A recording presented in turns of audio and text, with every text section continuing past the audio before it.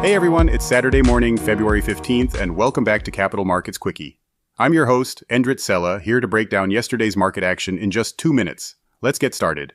Before we dive in, a quick note. Today's episode is sponsored by AMF Capital Asset Management Frankfurt. For tailored investment solutions and top-quality mutual funds, visit amf-capital.de. So, it was a wild ride in the markets yesterday. The Nasdaq hit a fresh all-time high, gaining 0.4%, while the Standard & Poor's 500 dipped slightly. The Dow Jones slipped almost 0.3% after strong gains on Thursday. Still, both the Nasdaq and Standard & Poor's 500 managed to close out their third straight week of gains. One of the biggest stories of the day? Retail sales. January's numbers came in much weaker than expected, dropping by 0.9%. That's the biggest monthly decline in a year and far worse than the expected flat reading. Consumer spending has been a key driver of the economy, so this slowdown could be an early warning sign, or just a post-holiday pullback. Either way, it's something the Federal Reserve will be watching closely as they assess their next move on interest rates. Speaking of the Fed, inflation was another major talking point.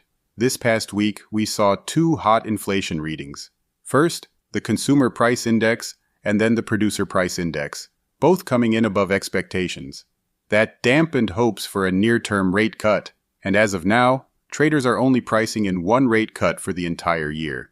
The 10-year Treasury yield ticked up after the inflation reports, but pulled back slightly yesterday, settling around 4.64%.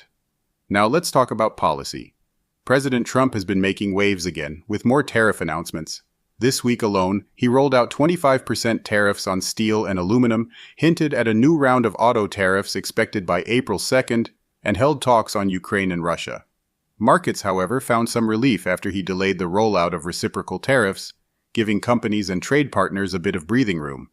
The question is, will these policies drive inflation even higher, forcing the Fed to stay on hold for longer? That's something we'll be watching. Now for some stock highlights. Airbnb was a big winner, jumping after the company beat analyst expectations. Travel demand remains strong, and that's showing up in their numbers. On the other hand, GameStop popped on speculation that the company might pivot into Bitcoin. Because, well, why not? Meanwhile, Moderna took a hit after reporting a bigger-than-expected loss, as demand for its COVID vaccines continues to decline. So, what's next? Earnings season is rolling on, and next week we'll get results from some major companies, including big retailers.